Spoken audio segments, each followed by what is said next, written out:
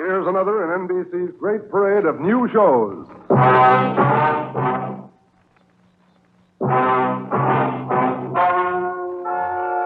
Ladies and gentlemen, the story you are about to hear is true.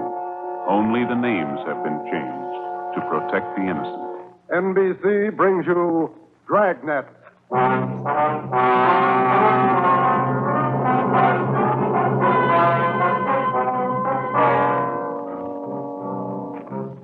You're a detective sergeant. You're assigned to homicide detail. A 22-year-old girl has disappeared. A letter has been received. It demands $30,000 for the girl's return. The letter is signed, The Wolf. Your job, get him. Dragnet, the documented drama of an actual crime, investigated and solved by the men who unrelentingly stand watch on the security of your home, your family, and your life. For the next 30 minutes, in cooperation with the Los Angeles Police Department, you will travel step by step on the side of the law through an actual case transcribed from official police files. From beginning to end, from crime to punishment, Dragnet is the story of your police force in action.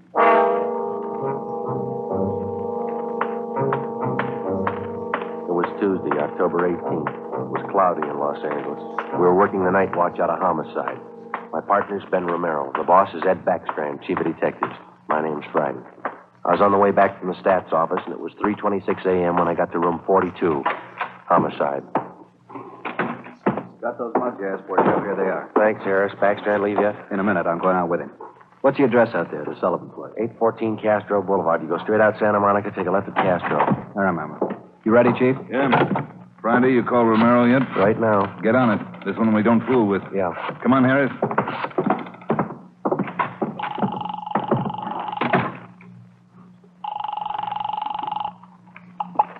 Hello? Sorry to wake you, Ben. This is Joe. How you feeling? Oh, hi, Joe. What time is it? 3:30 a.m. How do you feel? Oh, a lot better. Be back to work tomorrow. You'll be ready in 20 minutes. I'll pick you up. 20 minutes. Okay, what's up? You remember Martin Sullivan, vice president of the Third National Bank? Sullivan? Yeah, what about it? Got a 22-year-old daughter, or he had one. She's gone.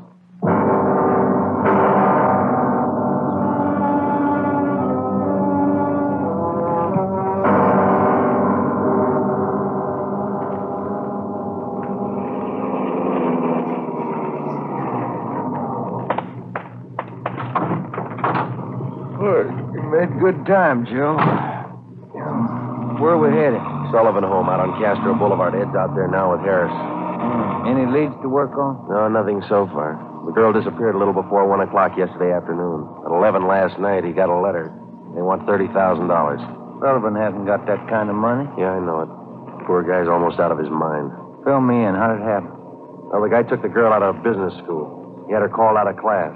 Told her father was sick, said he was a friend of the family. Well, how about the teachers? What was their story? Said the girl didn't want to go with the man at first, but he finally talked her into it. Kept telling her father was dying. That's about as low as they come. Yeah. Did he use a car? Witnesses said it was a blue sedan. They didn't get the license number or the make. Did they remember what the guy looked like? About 5'9", 160, brown suit, dark hair. Nothing else? No. Here's a copy of the letter. Per usual. Read it. Yeah. I have your daughter, Judy. Get, what's that? $30,000. $30,000 quick if you want her back alive. Don't call police or I'll kill her. Contact you later. Signed, what was it? The Wolf. Oh, Wolf. I could think of a better name. Come on, here we are. Who's got the original note, Joe? Lee Jones down at the crime lab. He's checking it for prints and handwriting. Well, if he was... Oh, hi, David. Right on the house, boys. Just wait for you. Thanks, Dave.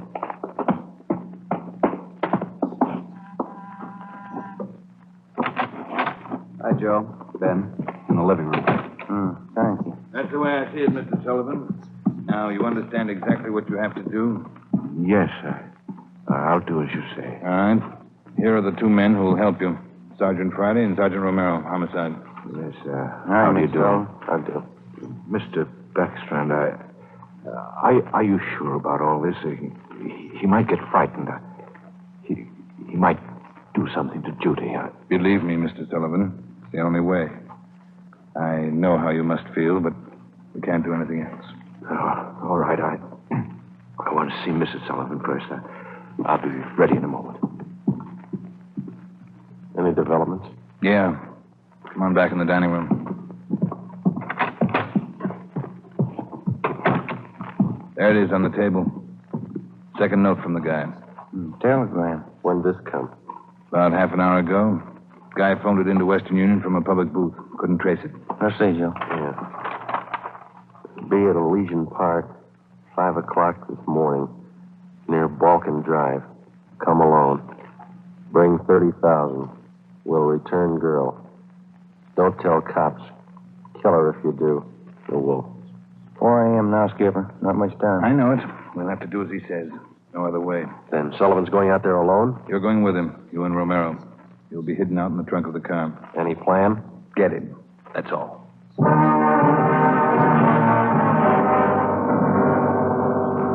Ben and I went out the back door and into the Sullivan garage. We jammed ourselves into the trunk compartment, and Harris closed the door on us. The latch was fixed so that the door could be pushed open from the inside. A few minutes later, Mr. Sullivan came out, got in the car, and we drove off. At 3 minutes to 5, we pulled up at the meeting place in Elysian Park. We waited. Nothing happened. At 5 minutes past 5, it started to thunder. That's all we need now. Thunderstorm. Stuff in here in this trunk, isn't it? Oh, yeah. Ben, listen. Sullivan? Must be. Wonder if he's seen anything. Sounds like he's pacing up and down alongside the car, doesn't it? Now, listen. Can't hear anything else. Can you? No, we better stay under cover. Yeah. Rain's starting in. Wonder what happened to the wool. Cold feet, maybe. Let's wait it out.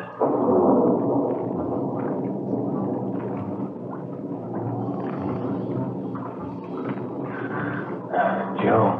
Yeah. What time you got now? Move over a little. Let me get my watch. Yeah. A little past 5:30. Sergeant. Mr. Sullivan? Yes. Do you think he's coming? It's late.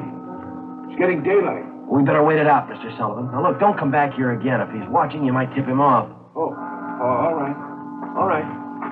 Poor guy. Joe. Yeah, I hear it. Coming up the road toward us. It's stopping. Yeah. Coming over to our car. You ready? Right. Talking with Sullivan. They're coming back here. Now watch it. Brandy, Romero. That's you, Ed? Yeah, the meeting's off. Come on out. All right. Got a cramp in my leg. Well, I'm cramped all over. Mr. Sullivan, drive back home. We'll contact you there. All right, Chief. Ben, Joe, come on over to the car. What's the story, Ed? The guy had no intention of following through with this meeting tonight. Well, how come? He told us. Phoned at 5 o'clock. Tried to trace the call. He wouldn't stay on the line long enough. What do you have to say? He wanted more money. Bragged about how smart he was. How we'd never get him. Well, he knows Sullivan's called in the police. Sure. Said he didn't care. We'd never get him anyway. Yeah, pretty cocky. Pretty smart. Take my word for it. He's no dummy. Control 1 to 80K. Control 1 I'll get it. 80K. 80K to Control 1. 80K to Control 1. Go ahead. 80K, go to your office. Code 3. Go to your office. Code 3. GMA 367. All right, Romero. Let's roll.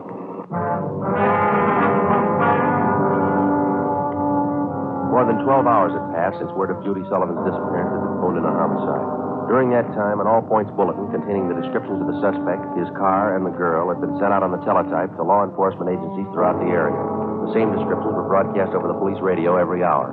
The Sullivan home had been placed under strict surveillance, and Mr. Sullivan instructed not to contact the suspect without knowledge of the police. He'd raised almost $10,000 in cash to buy him off.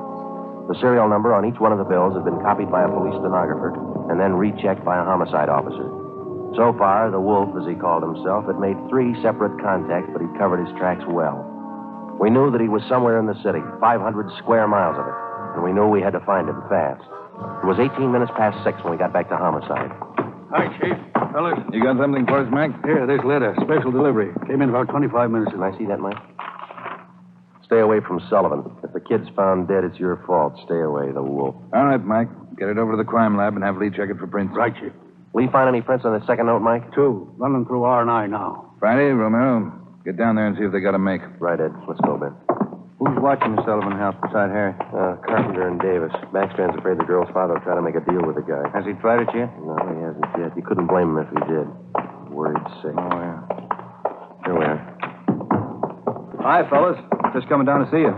You got something, Larry? Those 2 prints Lee Jones listed off that letter got a make on them from the single print file. Good, Larry. Let's see, huh? There it is. Pull the whole package on him. Donald Alfred Kiefer.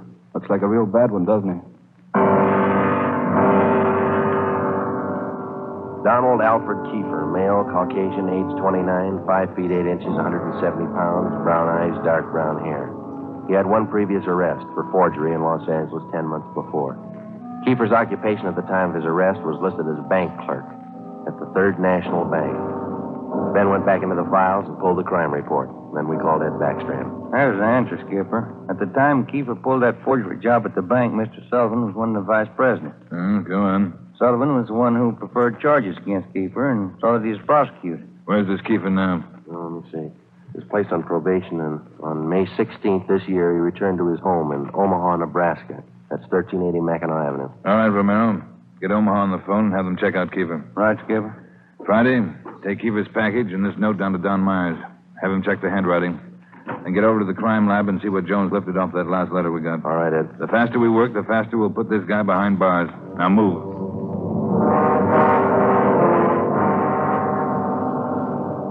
How's the writing compared, Don? What'd you find? Yeah, looks good.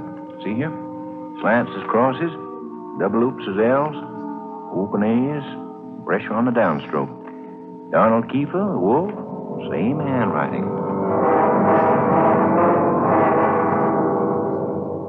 Lifted 3 prints off this last note, Joe. Brought them out with the iodine fume gun. They match with the first. Thanks, Lee. Did you find anything else? I don't know if it'll help you much. We examined the paper for watermarks and texture. Both notes are written on the same kind of paper. Impressions show both pieces of paper from the same tablet. Checked the density of the carbon and the pencil he used. Both specimens match. Same pencil.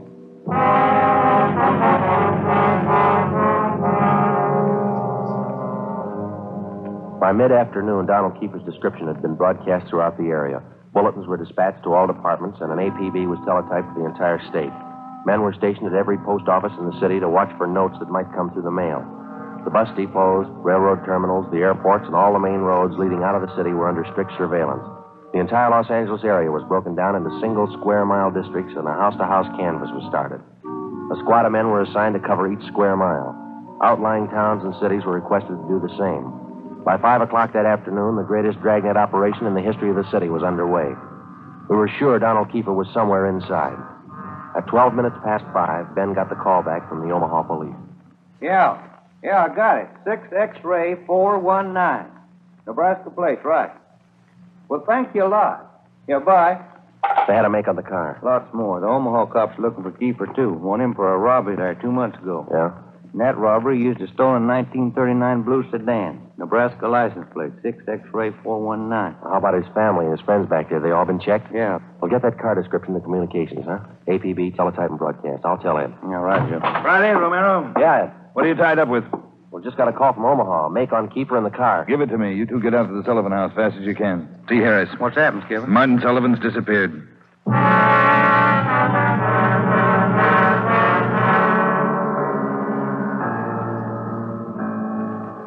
All right, Harris, how'd it happen? About 3 this afternoon, Mr. Sullivan got a phone call. Said he had to go down to the bank. I went with him. He had me wait in the reception room, and he went in his office. After waiting 10 minutes, I got suspicious and went in. He was gone. That's it. Did he get any more money? This morning, $5,000. Did you get the serial numbers off the bills? Yeah. Shouldn't have let him get out of my sight. Forget it. Right now, we've got to find out where he's gone to meet Kiefer. Did you talk to Mrs. Sullivan about it, Harris? She says she doesn't know anything about it. Let's try her again. Come on, let's go inside. All right, fellas. All right. Where's Mrs. Sullivan, Dave? Back in the sitting room, lying down. Doctor's with her. Come on. What time you got, Ben?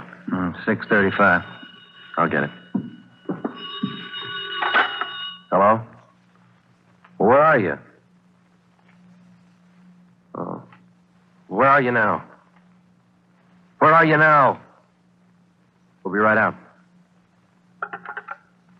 That was Martin Sullivan. He met with Kiefer out in Laurel Canyon. Did he get his daughter back? Yeah. Wrapped in newspapers.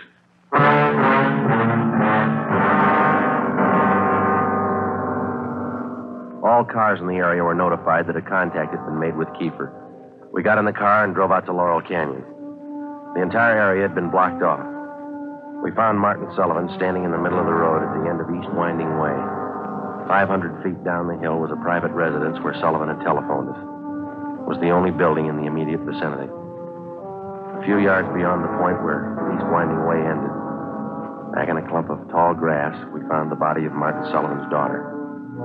We notified the crime lab, Chief Backstrand in the coroner. Despite a severe state of emotional shock, Martin Sullivan tried to tell us the story. He said Judy was all right. I believed him. I wanted her back. Judy. I tricked the officer, the one watching me. He said, come along, no police. Did you see his car, Mr. Sullivan? I wanted her back. I wanted Judy back. I did as he said. I drove here at 6 o'clock and I waited.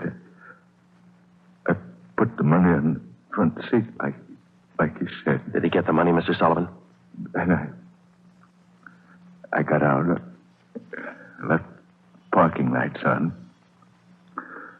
I stood up there by the end of the road, waiting. Mr. Sullivan. And he drove up. He took the money. Then he came up to me.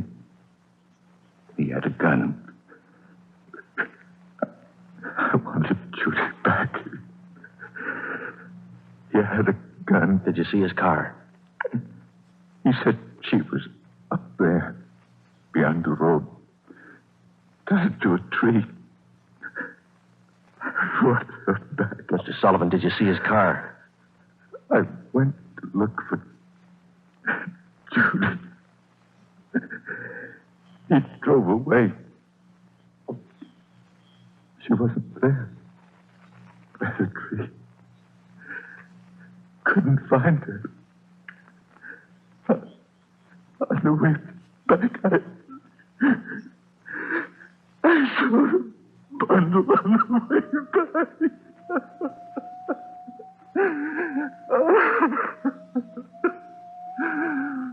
Let me find it. He killed her. Let me find it.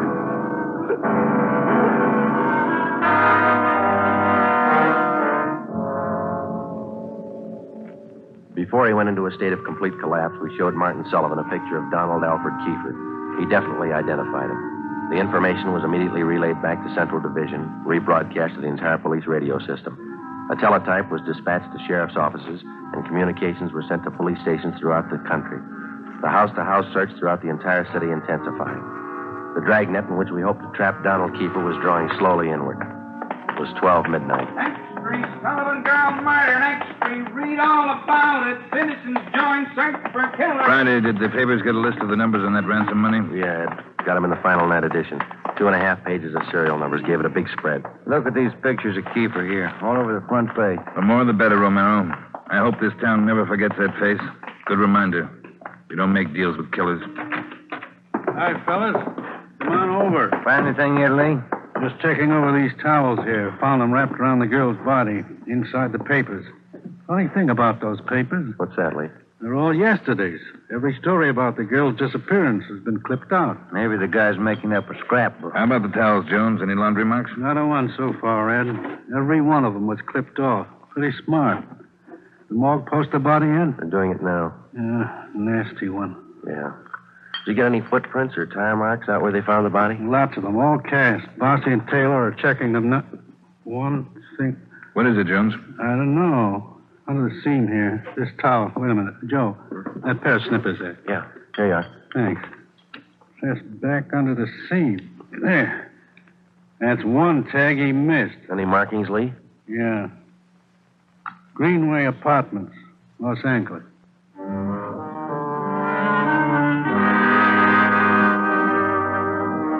One look at the apartment was enough. In an adjoining garage, we found the car which Kiefer had used, a blue sedan. Nebraska license plate 6X-ray 419. When we got back to the office, Chief Backstrand immediately issued a cancellation of the want order for the blue sedan, and then he ordered a detail of men to stake out the car in the event Kiefer decided to come back for it. Here's the coroner's report, Joe. Oh, let's see it. Cause of death, strangulation. Time of death, Monday, October 18th, approximately 2 p.m. 1 hour after he grabbed her? That can't be right. Skipper in his office? No, he's out for a minute. Hey, Joe, Ben, take the call off 2503, will you? Thanks, Mike. Right. Would you give me the call on 2503, please? Thanks. Hello? Yeah. Yeah, when? We'll be right over. Some of the ransom money, Ben, just showed up. Beverly and Highland. Come on.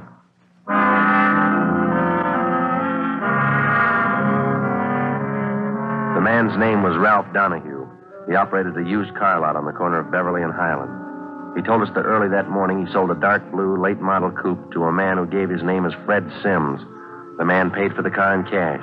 Donahue told us that he checked the serial numbers on the bills after the man had driven away.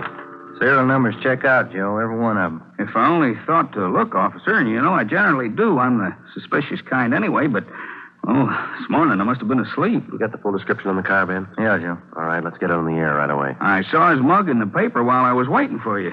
Too late. Sorry. Yeah, thanks.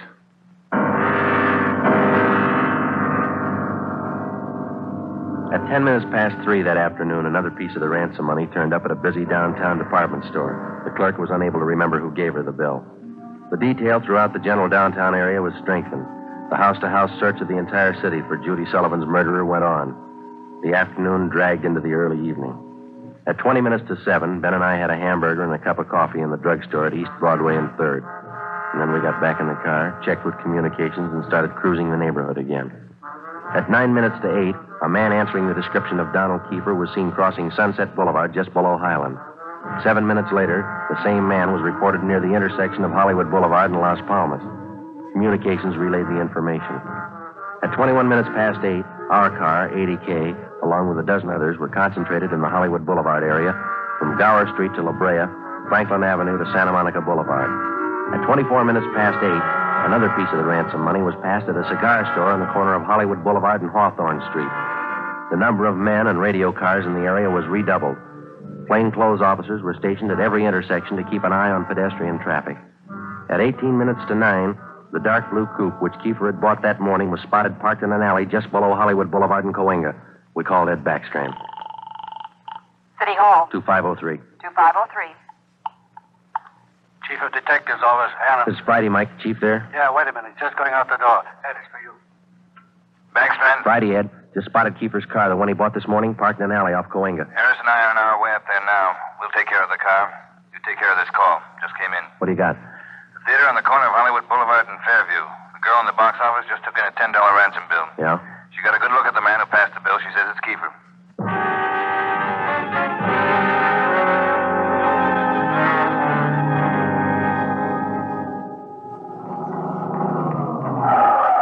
All right, Ben, come on. Yeah. You got the list of serial numbers? Right here. Let's check at the window. Yes, sir. How many, please? Police officers. Sergeant Romero, Sergeant Friday. Oh, yes, sir. Mr. Rayburn, the police are here. Would you step around to the side door, Sergeant? Yes, ma'am. Margie, relieve Francis for a minute. Francis, come here. Bring that $10 bill with you. Sharp girl, officer, that Francis. Sharp. Here it is, Mr. Rayburn. All right, Sergeant. There you are. $10 bill and the list of serial numbers. Check out all right, Ben? That's it, Joe. Good work, man. You reported the man came in about a half hour ago. You're sure it was Kiefer? Yes, sir. I have his picture in the box office just behind the change machine. I recognized him right away. And as far as you know, he hasn't left the theater. That's right, sir. All right, Mr. Rayburn, I'm sorry. I'm afraid we'll have to interrupt the show. Anything you say, Sergeant. Anything. Ben, you keep an eye on the front exit. I'll call communications. Right, Joe. 80K to Control 4. 80K to Control 4. 80K, go ahead. Control 4, clear all frequencies. The Sullivan murder suspect, Donald Kiefer, has been located in the theater on the southeast corner of Hollywood Boulevard and Fairview. Have all units surround the area. 80K, roger. Attention all units. Attention all units. Assist 80K at the theater on the southeast corner of Hollywood Boulevard and Fairview. The Sullivan murder suspect has been located in the theater. Go ahead, 80K. Control 4, have all units converge in the general area, Hollywood Boulevard and Fairview. Unit 62R to block off the intersection at Hollywood Boulevard and North Cherokee. Stop all pedestrian and vehicular traffic. Unit 61A to block the intersection at Hollywood Boulevard and Hudson Street. Stop all pedestrian and vehicular traffic. Unit 71 and 72R to block the alley behind the theater. Unit 66 and 67R to assist at main entrance to the theater. Within a few minutes, the 1/2 mile area around the theater was completely blockaded. Every exit and entrance to the theater was covered. At 9:23, we met Harris and Ed Backstrand in the theater manager's office. Backstrand outlined our plan of operation. At 9:28, a detail of 14 men walked down the side aisles on the main floor of the theater and took up their posts on either side of the orchestra pit. The picture was stopped and every light in the theater was turned on. Ed Backstrand, Harris, Ben, and I went down the aisle and up onto the stage. Backstrand made the announcement. Ladies and gentlemen, we're sorry to interrupt the picture, but this is important. We're police officers. We've traced the murderer of Judy Sullivan to this theater. He is in this theater now. Now we're going to search the theater row by row, and we'd like to ask your cooperation. There's no need to be panicky or afraid. Those who wish to leave now may do so. Leave by the main entrance. Each one of you will be checked as you go out the door. And for the benefit of the man we're looking for, don't try to escape. Every exit is covered and the entire area is blockaded.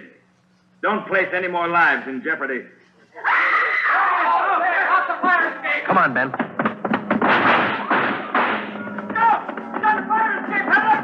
Backstage, Joe. We can make it from there. All right, let's go. Come on, hustle it, Ben. Yeah. The next building. You'll probably try to jump for it. All right, watch it. I think this door leads out to the roof. There he goes. All right, keeper, hold it. Don't shoot, I give up. Throw your gun down. Over here. Don't shoot. Don't. Let's get him.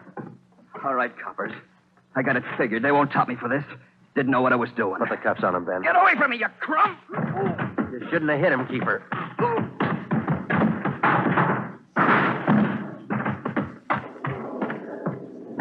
All right, Ben. Try the cuffs now. Yeah. Come on, let's get him in out of the rain. What's the hurry? Why spoil a good rain?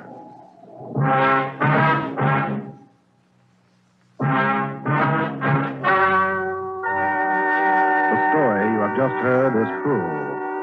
Only the names were changed to protect the innocent. Donald Alfred Kiefer was tried and convicted of murder in the first degree. He was executed in the lethal gas chamber at the state penitentiary.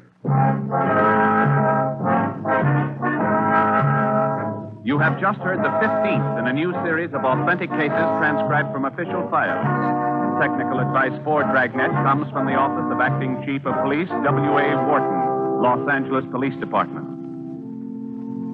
Tonight's program is dedicated to Deputy United States Marshal John B. Glenn of Boise, Idaho, who on the morning of July 31st, 1940, gave his life so that yours might be more secure.